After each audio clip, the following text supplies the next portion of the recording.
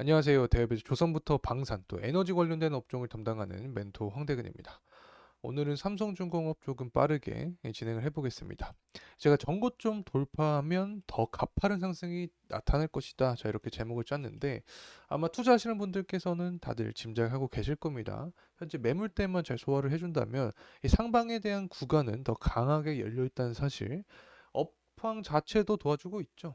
이 정치적인 측면이 부각이 되고 있는데, 자, 이에 따라서 이 조선주들에 대한 수요가 증가를 하고 있습니다. 자, 하지만 지지부진한 구간 속에서 좀 오랫동안 존재를 했기 때문에 이 개인들의 매도세 역시 나오고 있는 상황인데, 이 사모펀드나 외국인 기관 같은 경우를 살펴보게 되면 이 매집을 꾸준하게 해주고 있는 모습을 보여주고 있습니다. 그래서 중장기적으로 보게 되면 좀 긍정적인 이슈들이 계속 나오고 있지 않나 개인적으로 생각을 합니다.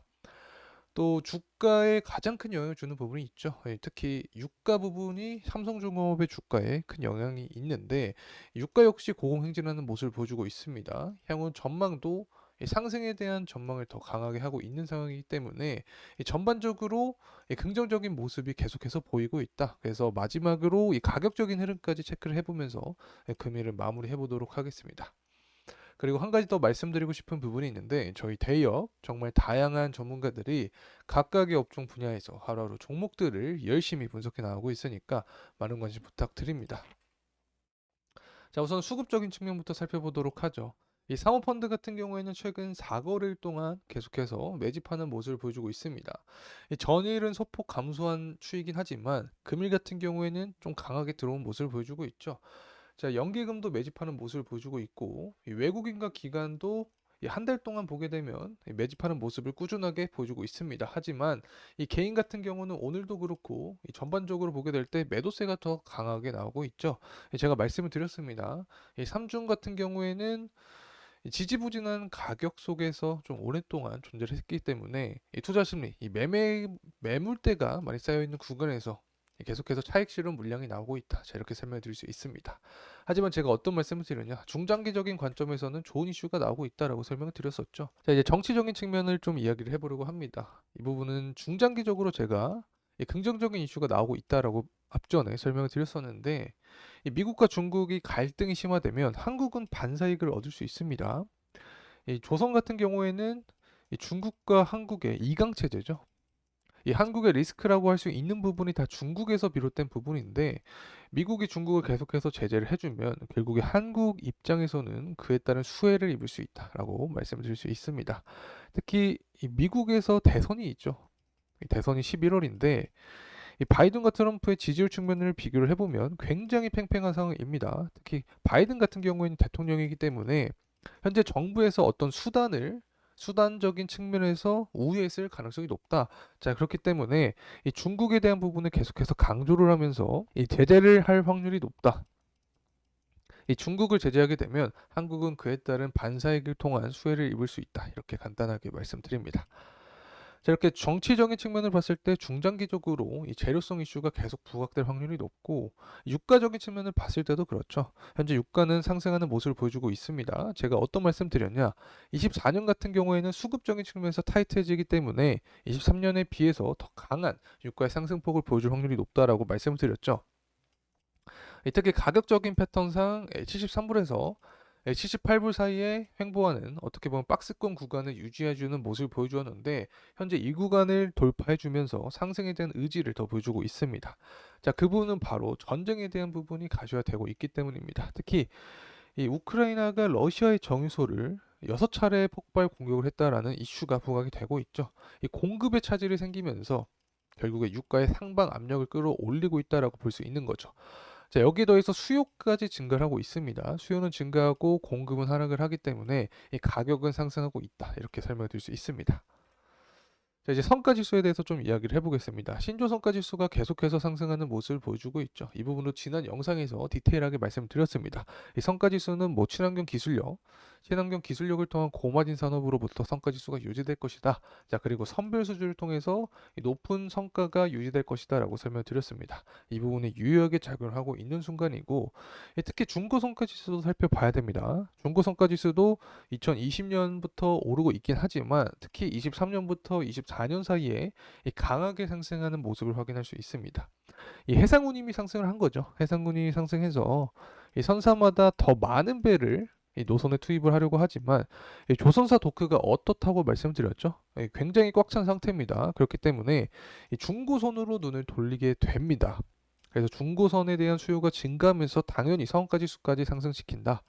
이 중고선가의 상승은 향후 이 신규 선박을 발주하는 또 수요로 이어집니다. 그래서 이 중고선가 지수를 통해서 이 신조선가 지수까지 우리가 파악을 해볼 수 있다. 전반적으로 우상향하는 모습은 이 삼성중공업 주가에는 강한 호재성 이슈로 작용한다라고 설명드릴 수 있습니다. 이제 원달러 환율에 대해서 좀 말씀드리려고 하는데 원달러 환율이 계속해서 소폭씩 상승하는 모습을 보여주고 있죠. 이 환율은 달러의 가치라고도 말씀을 드렸습니다. 환율이 상승하게 되면 달러의 가치가 상승하니까 이 국내 증시에는 대부분 악재로 작용을 합니다. 왜냐? 이 국내에 있던 유동성이 밖으로 빠져나가기 때문에 이 주가 하락을 견인할 수밖에 없게 되는 거죠. 하지만 이 조선주는제가 수주 산업이고 이 다른 산업이란 다른 특징이 있다고 말씀드렸습니다. 그래서 이 달러가 상승하면 이 조선수에는 긍정적으로 작용할 수 있다라고 볼 수 있는데 이 최근에 이 계속해서 금리 인하에 대한 부분이 뒤로 밀리면서 달러가 이 상승하는 모습을 보여주고 있습니다. 이 부분도 호재성 이슈로 작용하고 있다는 점 말씀드리고 자 그렇다면 금리 인하가 왜 뒤로 밀리고 있냐? 바로 PPI 지수와 CPI 지수가 상승하고 있기 때문입니다. 앞서서도 유가가 상승하고 있다라고 말씀드렸는데 유가가 상승하게 되면 다시 말하면 원재료가 상승하는 거죠. 그렇게 되면 이 생산자 입장에서는 물건을 생산하는데 비용이 더 높게 됩니다. 그렇기 때문에 소비자에게 팔 때도 당연히 비싸게 팔게 되겠죠. 이 소비자 입장에서는 비싸게 사게 되는 거고 그러면 CPI 지수가 상승할 수밖에 없는 구조가 만들어진다. 그래서 이 부분을 통해서 결국에 인플레이션 고착화, 금리 인하는 뒤로 밀리게 되는 상황이 되었다. 이렇게 말씀을 드립니다. 자, 이제 철광석 가격 좀 살펴보도록 하겠습니다. 철광석 가격이 하락하는 모습입니다.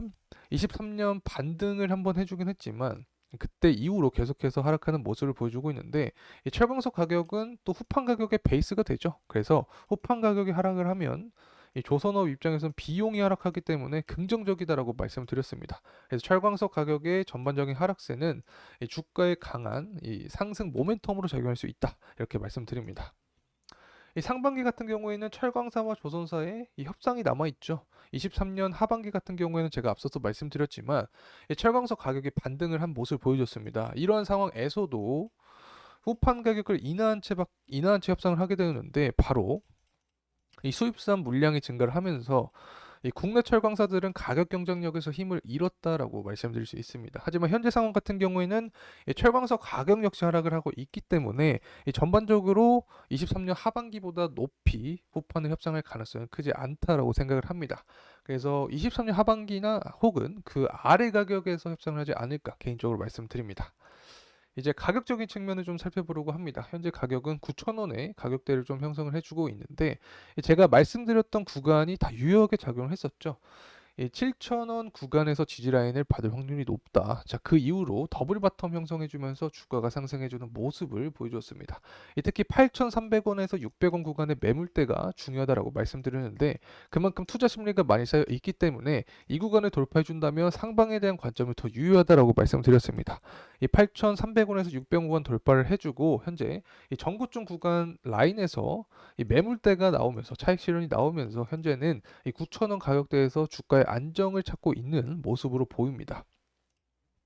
그래서 앞서서도 말씀드렸지만 이 9,470원이 최고가 라인을 돌파를 해주면 이 전고점에 대한 부분은 더 강하게 상승이 열려 있다는 점 말씀드립니다. 그리고 지난 시간에도 말씀드렸지만 이 적정 밸류는 16,000원이라고 말씀드렸죠. 영업이익 기준에서 2014년과 비교해서 말씀드렸는데 이 부분이 궁금하신 분들은 지난 영상을 좀 참고해 주시면 도움이 되지 않을까 생각을 합니다. 그래서 우리의 목표는 16,000원 구간을 목표가로 설정을 하고 투자를 진행하시면 중장기적으로 좀 긴 호흡으로 부담 없이 투자를 진행할 수 있지 않을까 생각합니다. 자, 이상으로 삼성중공업에 대한 영상 마무리하겠습니다. 더 정확한 가격대 그리고 추후 이슈들은 다음 영상에서 다루겠습니다. 끝까지 시청해주신 모든 분들께 진심으로 감사의 말씀 드립니다. 감사합니다.